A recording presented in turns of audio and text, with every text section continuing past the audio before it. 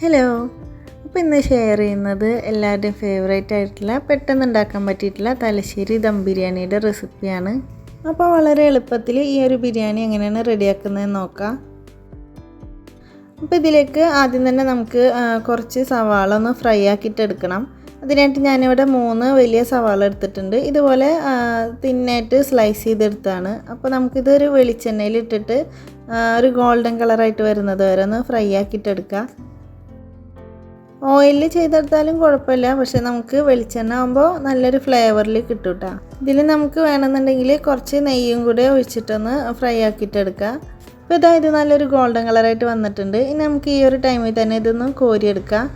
ഇത് കോരിയെടുത്ത് കഴിഞ്ഞാൽ കുറച്ചും കൂടി ഒന്ന് ഡാർക്കാവും. അപ്പോൾ നമുക്ക് ഈ ഒരു സ്റ്റേജിൽ തന്നെ ഇതൊന്ന് കോരിയിട്ടെടുക്കാം. ഈ ഓയിലിട്ടിട്ട് തന്നെ നമുക്ക് ഇതിലേക്ക് ഗാർണിഷിങ്ങിന് ആവശ്യമായിട്ടുള്ള അണ്ടിപ്പരിപ്പും മുന്തിരിയും ഇതൊന്ന് ഫ്രൈ ആക്കിയിട്ടെടുക്കാം.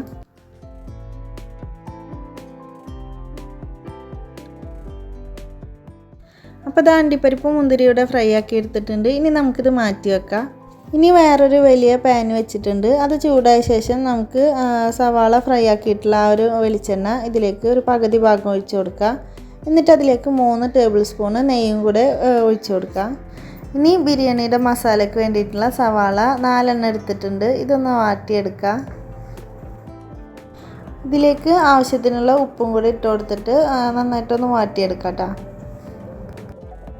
ഇത് നല്ല സോഫ്റ്റായിട്ട് വരാനായിട്ട് നമുക്കിതൊന്ന് അടച്ചു വെച്ച് കൊടുക്കുക. ആ ഒരു ടൈമിൽ നമുക്കിതിലേക്കുള്ള ഇഞ്ചി, വെളുത്തുള്ളി, പച്ചമുളകൊക്കെ ഒന്ന് ചതച്ചെടുത്തിട്ട് വരാം. 2 ബോൾ വെളുത്തുള്ളിയും അതുപോലെ 10 പച്ചമുളകും 2 വലിയ കഷ്ണം ഇഞ്ചിയും എടുത്തിട്ടുണ്ട്. ഇത് നന്നായിട്ടൊന്ന് മിക്സിയിലിട്ടിട്ട് ചതച്ചെടുത്തിട്ട് ഇതിലേക്ക് ഇട്ട് കൊടുക്കുക. ഇനി ഇതിൻ്റെ പച്ചമണമൊക്കെ ഒന്ന് മാറുന്നത് വരെ നമുക്ക് നന്നായിട്ടൊന്ന് മിക്സ് ചെയ്തിട്ട് എടുക്കാം.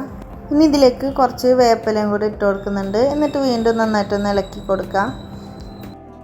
ഇനി ഇതിലേക്ക് 3 തക്കാളിയാണ് എടുത്തിട്ടുള്ളത്. അത് ഇതുപോലെ ഒന്ന് കട്ട് ചെയ്തിട്ട് ഇട്ട് കൊടുക്കുന്നുണ്ട്. ഇത് നന്നായിട്ടൊന്ന് ഇളക്കി മിക്സ് ആക്കിയിട്ട് നന്നായിട്ടൊന്ന് വാട്ടിയെടുക്കുക. അപ്പോൾ ഇത് നല്ല സോഫ്റ്റായിട്ട് വാടി വരാൻ വേണ്ടിയിട്ട് നമുക്കിതൊന്ന് അടച്ചു വെച്ചിട്ട് കുക്ക് ചെയ്യാം. തക്കാളിയും ഇവിടെ നന്നായിട്ട് നല്ല സോഫ്റ്റായിട്ട് തന്നെ വാടി വന്നിട്ടുണ്ട്. ഇനി നമുക്കിതിലേക്ക് ചിക്കൻ ഇട്ട് കൊടുക്കാം. ഞാനിവിടെ 3 കിലോ ചിക്കനാണ് എടുത്തിട്ടുള്ളത്.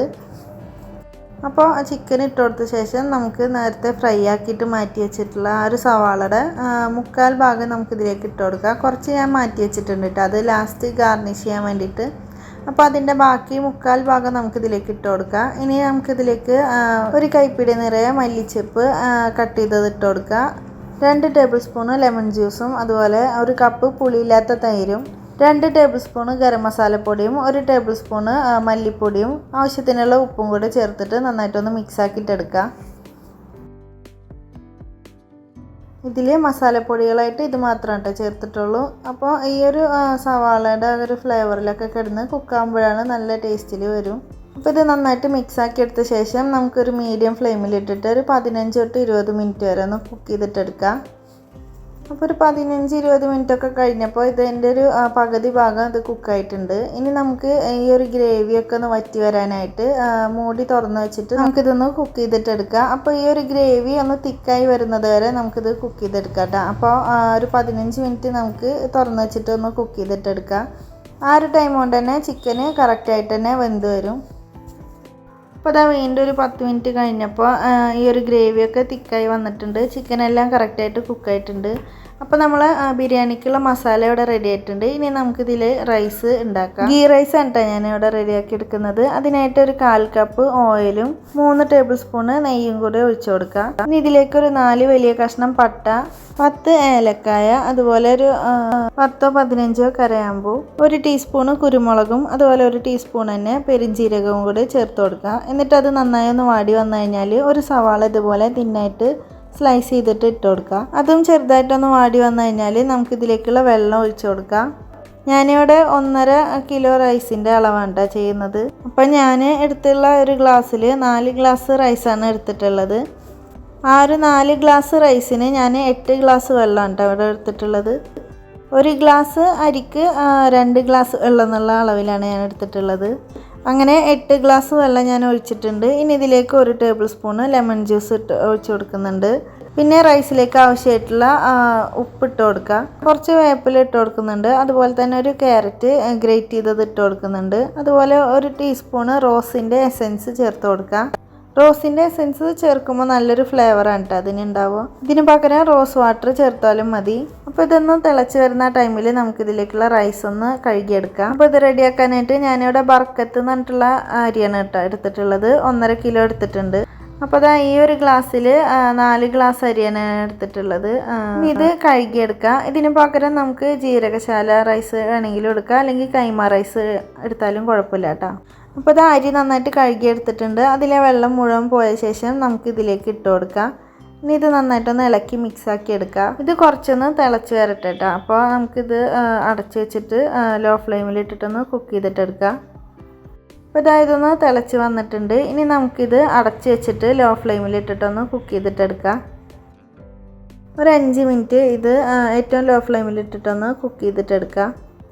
അപ്പോൾ അത് 5 മിനിറ്റിന് ശേഷം തുറന്ന് നോക്കിയപ്പോൾ ഏകദേശം ഇത് കുക്കായി വന്നിട്ടുണ്ട്. ഇത് നന്നായിട്ടൊന്ന് ഇളക്കി മിക്സ് ആക്കിയിട്ട് എടുക്കുക. എന്നിട്ട് നമുക്ക് വീണ്ടും ഒരു 5 മിനിറ്റ് ഇതൊന്ന് അടച്ച് വെച്ചിട്ട് ഏറ്റവും ലോ ഫ്ലെയിമിലിട്ട് വെക്കുക.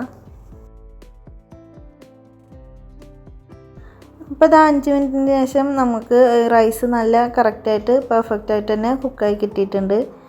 ഇനി ഈ ഒരു റൈസ് നമ്മൾ നേരത്തെ റെഡിയാക്കി വെച്ച ഒരു മസാലയുടെ മുകളിലായിട്ട് ഇട്ട് കൊടുക്കുക. ഇതിൻ്റെ മുകളിലായിട്ട് നമ്മൾ റെഡിയാക്കി വെച്ചിട്ടുള്ള ഫുള്ള് റൈസും ഇട്ട് കൊടുക്കുന്നുണ്ട്.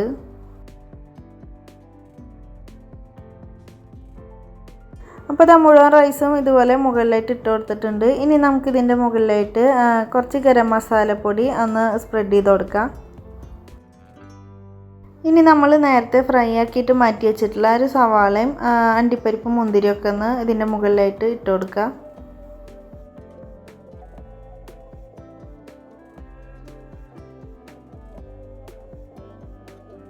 അപ്പോൾ അതും ഇട്ട് കൊടുത്തിട്ടുണ്ട്. ഇനി ഇതിൻ്റെ മുകളിലായിട്ട് മല്ലിയില കട്ട് ചെയ്തതും കുറച്ച് പുതിനയും കൂടി ഇട്ട് കൊടുക്കുന്നുണ്ട്. ഇനി നമുക്ക് കുറച്ച് നെയ്യും കൂടി ഇതിൻ്റെ മുകളിലായിട്ടൊന്ന് സ്പ്രെഡ് ചെയ്ത് കൊടുക്കാം. അപ്പോൾ ഇത്ര ആയിക്കഴിഞ്ഞാൽ നമുക്കിതൊന്ന് അടച്ച് വെച്ചിട്ട് ഏറ്റവും ലോ ഫ്ലെയിമിലിട്ടിട്ട് ഒരു 30 തൊട്ട് 45 മിനിറ്റ് വരെ ഒന്ന് ദം ചെയ്തിട്ടെടുക്കുക. അപ്പോൾ അതൊരു 45 മിനിറ്റൊക്കെ കഴിഞ്ഞപ്പോൾ ഞാൻ ഇത് തുറന്ന് നോക്കിയിട്ടുണ്ട്. അപ്പോൾ നല്ല കറക്റ്റായിട്ട് നല്ല പെർഫെക്റ്റായിട്ട് തന്നെ നമ്മളെ ബിരിയാണി ഇവിടെ റെഡി ആയിട്ടുണ്ട്. ചിക്കനൊക്കെ നല്ല സോഫ്റ്റായിട്ട് നല്ല പെർഫെക്റ്റായിട്ട് തന്നെ കിട്ടിയിട്ടുണ്ട് കേട്ടോ. നല്ല ടേസ്റ്റി ആയിട്ടുള്ളൊരു ബിരിയാണിയുടെ റെസിപ്പിയാണിത്. അപ്പോൾ പെട്ടെന്ന് തന്നെ റെഡിയാക്കി എടുക്കാൻ പറ്റിയിട്ടുള്ള നല്ല കിടിലൻ ടേസ്റ്റി ആയിട്ടുള്ളൊരു ബിരിയാണിയുടെ റെസിപ്പിയാണിട്ടത്. അപ്പോൾ ഈ ഒരു റെസിപ്പി എല്ലാവർക്കും ഇഷ്ടമായിട്ടുണ്ടാവുമെന്ന് വിചാരിക്കുന്നു. ഇഷ്ടമായിട്ടുണ്ടെങ്കിൽ എല്ലാവരും ഒന്ന് ലൈക്ക് ചെയ്യാനും ഷെയർ ചെയ്യാനും കമൻറ്റ് ചെയ്യാനും മറക്കരുത്. അതുപോലെ സബ്സ്ക്രൈബ് ചെയ്യാതെ കാണുന്നവരുണ്ടെങ്കിൽ മറക്കാതെ ഒന്ന് സബ്സ്ക്രൈബ് ചെയ്യണേ. ഇനി ഇതുപോലെ നല്ലൊരു റെസിപ്പിയുമായിട്ട് അടുത്ത വീഡിയോയിൽ കാണാം. താങ്ക്